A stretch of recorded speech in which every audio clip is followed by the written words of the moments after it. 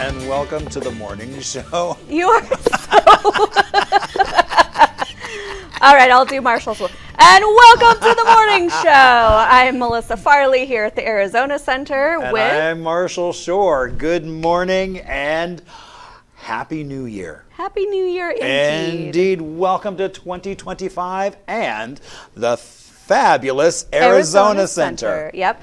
We are joined by our very first guest of the new year, my friend Diane Dresback. Thanks so much for joining us today. Thank you for having me. Yeah, especially on a holiday week. We know how crazy things get. So I know Diane mostly from the film world, but I also guest authored a small little chapter in a book called From Us for You that you put together, and that was your brainchild. But you've got a lot of books actually that you have authored. So tell us a little bit about you and this new book that you have out. Yes, the new book that I have out is A Hand for Me, which is my 10th book, including From Us for You. But it really started from Room for Another. And this Room for Another was basically my adoption story. So I was adopted as a child. And the story is from my mother's perspective. It's basically mostly her story of when she was a small child and all the things she had to overcome, and then she ended up being pregnant in college and gave me up for adoption. Yeah. And there's a little bit of me in there when I, as I get to know her, because I did meet her when I was 21.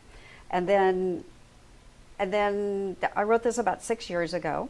And then the second one, A Hand for Me, is my brother's adoption story. So we were both adopted from different families and completely different situations. So his mother gave him up sent him to an orphanage when he was 3 years old, and he was there for a couple years, and then our shared adoptive mom came and adopted him.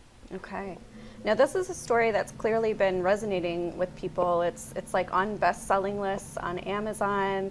I can't imagine maybe some of the feedback that you're getting of people that are probably relating to some of these stories.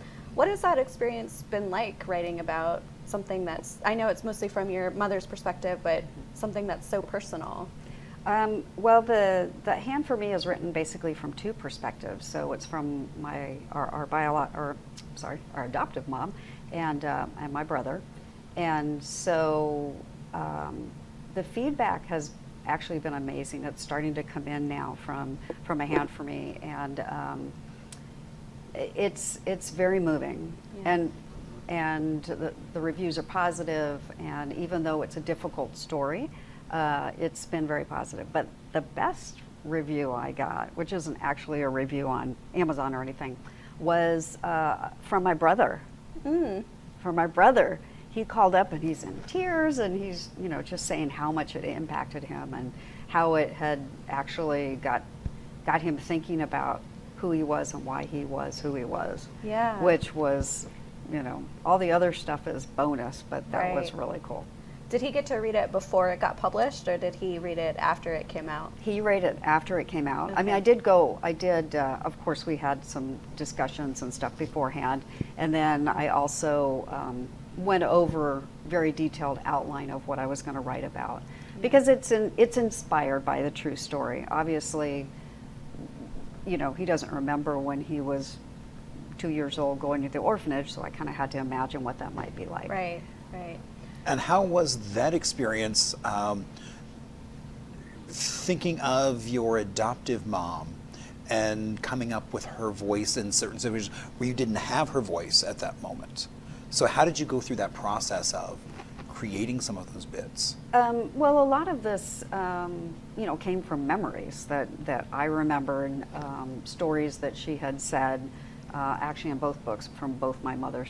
The stories that they shared and what I observed happen when my parents, which I consider my adoptive parents, I call them my parents, they were older, a little bit older when they adopted me at 3.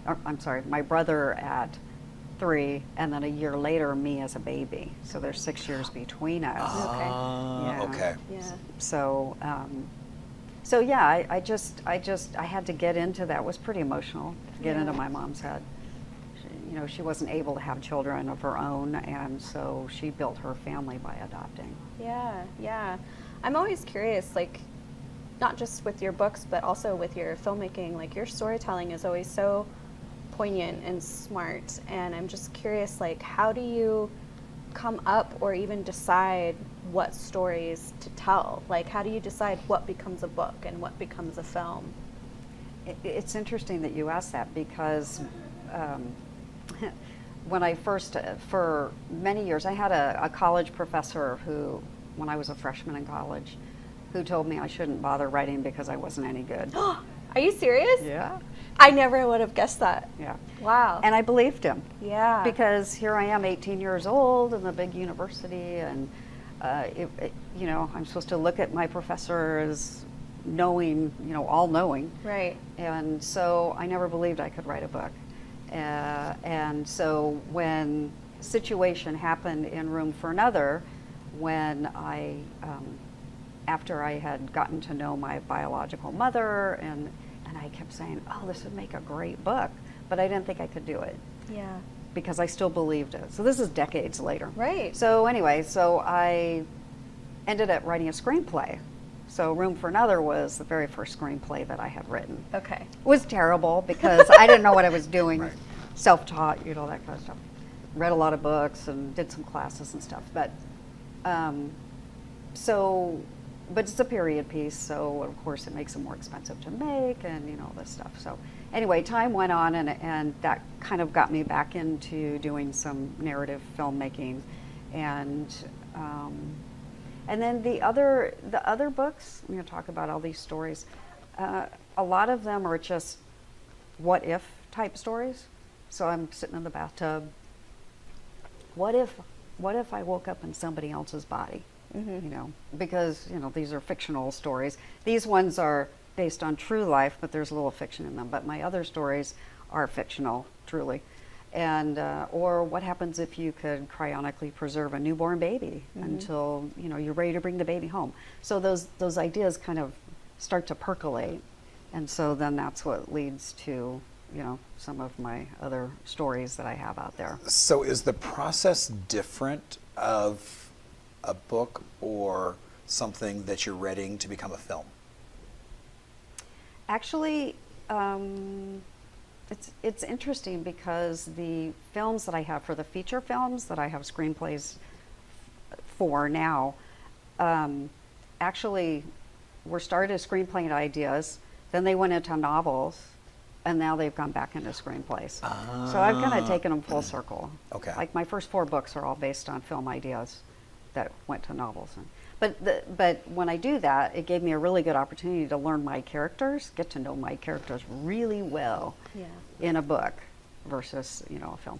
And she's super humble, so whenever she does do a short film and enters a film festival or a competition, she like sweeps awards. Like and you know, and it's one of those things too where obviously her writing is extremely talented, but she'll cast amazing actors. She works with really incredible people. Like Diane knows how to build a team and create something collectively that's really stunning. So I applaud you. That's a skill in and of itself, you know, to be able to do that. So tell people where they can find this book, and is there like an order that they should read it in? Does it matter? It really doesn't matter. I wrote that Room for Another might be a good place to start, but they can start with A Hand for Me as well, because they're independent of each other, but they're related because some of the characters, such as my adoptive mom, is the same. So yeah. The best place is, it is on Amazon, of course, where I have paperback. It's on Kindle Unlimited at this time. I also have audiobooks. Oh, you do? I have audiobook for Room for Another. Hand for Me is coming. Okay. They're just finishing up all the process now. So after the first of the year, well, maybe halfway in January, we should be able to have the audiobook for this as well. So is it you narrating the audio, or is it someone else? No. Okay, well, no, because it's like, well, sometimes it's like, you know, hearing the author read their own material. Right. And that's I was almost playing. It's like with that idea of what you were talking about with the film. It's like almost okay now pairing up somebody to tell the story. Well, we did get to nonfiction. Yeah. I can do it for nonfiction. Like I Okay. did it for our preface, and I had all the writers read theirs. for our Okay. book From from us us for for you. you. Yeah, like I okay. got Yeah. to read my own chapter, and each author got to read their own chapter, which was Right. really a cool experience. yeah, Yeah, that and was fun. that's another book I would suggest you check out too of Diane's. It's just a lot of really incredible women and powerful stories, and I think you just feel uplifted and seen when you read something like that.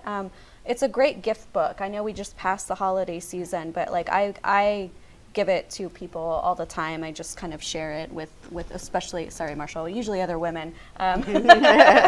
But yeah, no, so she's got 10 books. I didn't realize it was 10. Wow. Yep. Yeah. Broke the double digits. So if they just look up Diane Dresback on Amazon, is that how they find you? Is there a website that's best to go to? DianeDresback.com. Okay. Or, you know, on Amazon, and then Mindclover.com is my filmmaking site. But, you know, they kind of interrelate a little bit, so you can find the other. And if you love her work, she's actually got a newsletter that she does, and I definitely recommend you sign up to get up to date on all of her book updates and things that are going on. Diane, thank you so much for being on the show today. you. It's been such a pleasure to have you here. I appreciate it very much. Yeah. Well, we'll be right back after this break. We've got our things to do, some history, other things to celebrate. We'll see if there's some birthday people that I can actually recognize. There's all kinds of fun stuff good. to talk Good. about. We like fun here. Oh my gosh, parades. So yeah. Parades. Oh Yeah. boy. All right. Keep it right here.